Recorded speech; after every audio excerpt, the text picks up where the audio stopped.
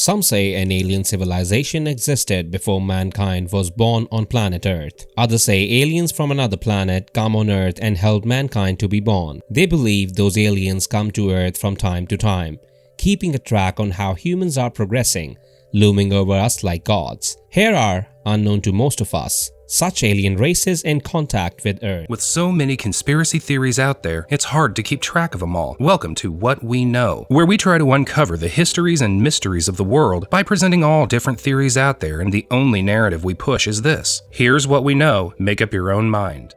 Number 10. Greys. The Greys come from a star system known as Zeta Reticuli, which is a star system located somewhere in the southern celestial hemisphere and are thought to be one of the alien races in contact with Earth. At a little over 40 light years away, they are practically our closest neighbors, the type of neighbors that you conveniently forget to invite over for a dinner party. If we had to pick out one particular race in the cosmos and call them the bad guys, it would definitely be these guys. Tall and humanoid with a long head and distinctive grey features. They are the most commonly depicted alien life form in our media and are also the beings that are most commonly described by alien abductees who have been returned back to Earth. The Greys have the greatest tendency to be involved in abductions because they like to stockpile humans. They think of Earth the way that you would of a chicken farm, just brimming with genetic material that they can't wait to get their hands on. They come to Earth to pick up a juicy selection, then take it home to Cosmos only knows what. On the off chance that they are not happy with their selection, then they bring it back and choose another. Number 9. Sasani. Hybrids are particularly common across the cosmos and are believed to be one of the alien races in contact with Earth. Some even believe that we humans are genetic hybrids ourselves, but that's a discussion for another conspiracy forum. The Sasani are a hybrid that was developed from reptilians and grey humans. Their development was found to be necessary after the Greys mutated themselves through genetic experimentation to a point where they could no longer reproduce using conventional means, that is alien sex, and were only able to spawn new generations by cloning themselves.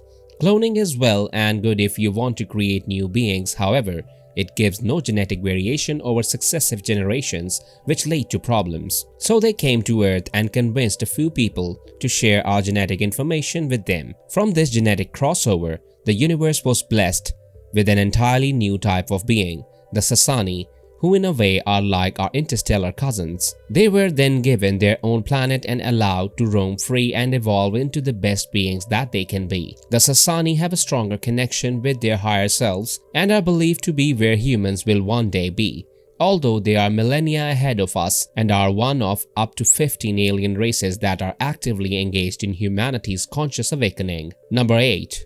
Arcturians. Of all the species known believed to inhabit the Milky Way, the Arcturians are the most ancient and the wisest. They are said to be one of the alien races in contact with Earth. If Yoda came from any of the alien species on the list, it would probably have been this one. Theirs was the first system to be given the gift of life in our galaxy, and all of the other species, ours included, may have descended from them. They have mutated and evolved over their time and now exist in many forms.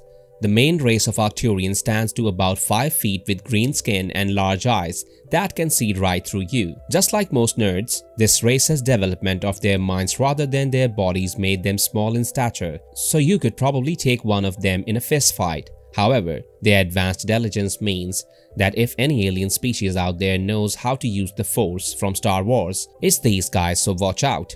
Thankfully, they do have a reputation for being the most kind and loving beings in the galaxy, so if you manage to piss them off, then you must be a douchebag of galactic proportions. Number 7. The Nordics. The Nordics look like Norse gods, blonde with brilliant blue eyes and the bodies of 6 feet tall, finely toned athletes. You can see where the Scandinavians got their inspiration for Thor from. The Greys got a lot of attention when it comes to alien sightings, but the Nordics are a species that come into contact with humans almost as much as they do. However, they are more interested in the well-being of human race than the Greys are, even though some eyewitness reports claims to have seen Nordics in the same alien craft as Greys. A possible explanation for this is that those Greys were slaves or servants of the Nordics, as a Grey's lack of empathy makes it an ideal butler. Number 6. The Pleiadians. The Pleiadians come from a bright star cluster known as the Pleiades and are one of the beings in the Milky Way that closely resemble humans. They are thought to be one of the alien races in contact with Earth. Therefore, you could be sitting in a room with one right now and not even know it. A major difference between us and them is that they are particularly sensitive to the psychic energies that are constantly streaming across the universe. This means that the best way of reaching them out would be by concentrating on sending out psychic messages.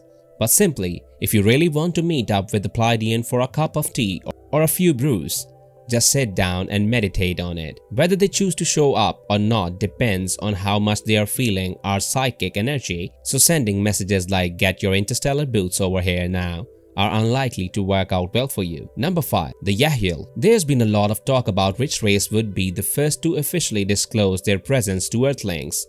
The one that alien experts all seem to agree on is the Yahil. This is one of the alien races in contact with Earth and is known to be kind and loving, and they have been touted as the best beings to make first contact with us due to their advanced and harmonious relationship with technology, something that we here on Earth are having a little trouble balancing out. Whenever a new invention comes about, we weaponize it first, feed the hungry second. The Yahil know that we are not the friendliest beings out there, so they are taking their time to make themselves known by easing their way into our psyches with friendly UFO sightings such as the March 1997 sighting known as the Phoenix Lights that they claim responsibility for. During that event, they gave thousands of people across the state of Arizona in North America a spectacular light show in the sky, and there's even video for anybody who missed it. Number 4.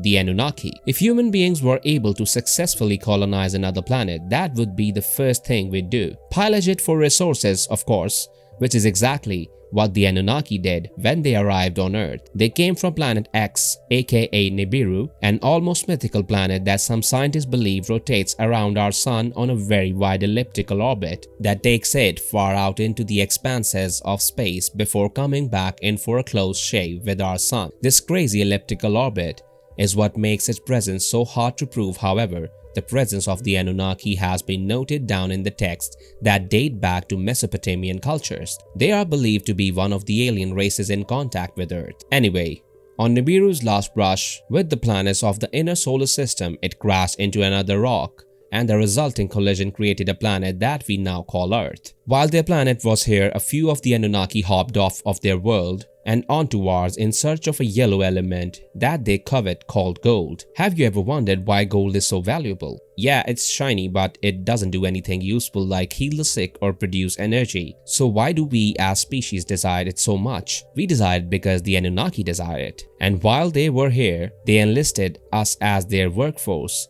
to mine it for them. That's right, our entire existence is based on working our socks off every day so that our alien overlords can have their fix of gold and other precious metals. Isn't that grand? Number 3. Alpha Draconians.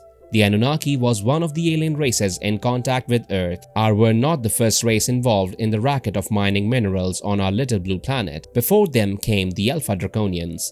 Standing at up to 22 feet tall, these badass beings are made up of pure muscle and resemble dinosaurs or dragons.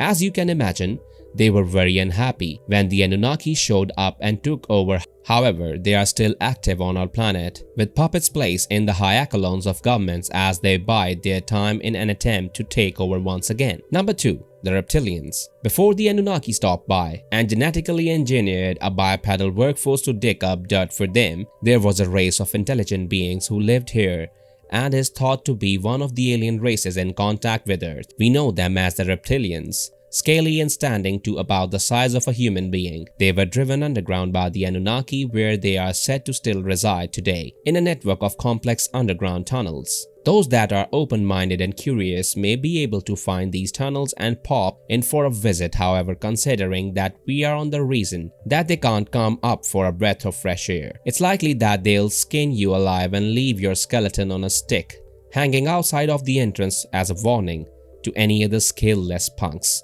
who decide to invade their territory. You have been warned. Number 1.